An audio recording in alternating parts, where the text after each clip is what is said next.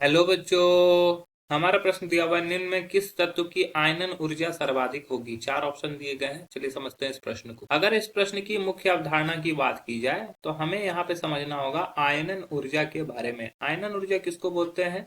Electron को निकालने वाली जो ऊर्जा लगती है उसी को आयनन ऊर्जा लिखते हैं। ठीक है।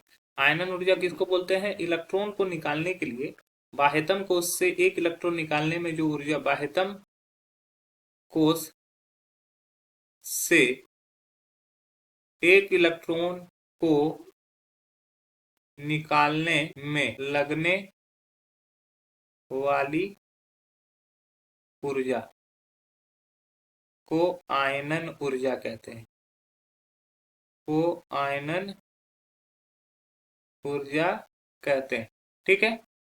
अब बाह्यतम कोश से कैसे इलेक्ट्रॉन निकलेगा, कहाँ पे आसानी से निकलेगा? तो पहला अगर ऑप्शन देखते हैं तो ये है 1s2, 2s2, 2p6, 3s1।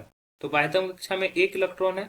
चूंकि ये एक इलेक्ट्रॉन को जब डोनेट करेगा तो इसका अष्टक कंप्लीट हो जाएगा। ठीक है। तो ये आसानी से एक इलेक्ट्रॉन को निकाल देगा, इसलिए इसका आयनन ऊर्जा क्या होगी? कम होगी। ठीक है। तो पहला ऑप्शन गलत हो जाएगा। दूसरा ऑप्शन बी, यहाँ पे पी कक्षक में है, यहाँ भी पी कक्षक है और यहाँ पे भी पी कक्षक है, बी सी और डी। ठीक है। बी सी और डी तीनों में यहाँ पर 3s2 तक तो समान है, लेकिन यहाँ पर क्या है? यहाँ पे 3p3, 3p4, 3p1 है। तो 3p3 किस तरह से इलेक्ट्रॉन रखाता है वो मैं आपको बताता हूँ। तीन इलेक्ट्रॉन है, 1, 2 और 3। चार इलेक्ट्रॉन रखने के लिए क्या होगा कि ये तीन है, 1, 2, 3 और चौथा इलेक्ट्रॉन यहाँ पे आएगा। और यहाँ पर एक इलेक्ट्रॉन को दिखाने के लिए क्या होगा? एक इलेक्ट्रॉन इस प्रकार से होता है। क्योंकि s का क्या होता है कि अधिक भेदन गुण होता है, अतः s ऑर्बिटल जल्दी नहीं टूटेंगे। तो p ऑर्बिटल को यहाँ से एक इलेक्ट्रॉन है, तो एक इलेक्ट्रॉन ये आसानी से निकाल देगा, कम इसका आयनन ऊर्जा होगा। अब बात करते हैं 3 और 4 वाले के।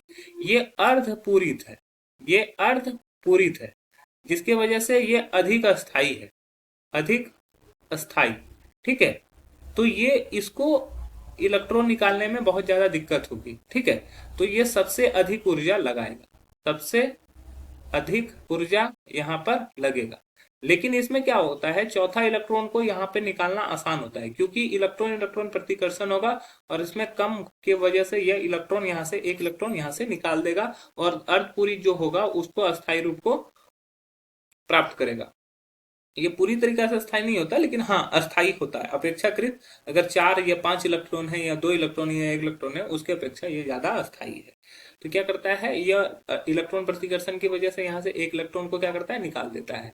तो सबसे अधिक जो आयनन ऊर्जा लगेगी वो क्या होगा? जो अर्धपूरित है वहां।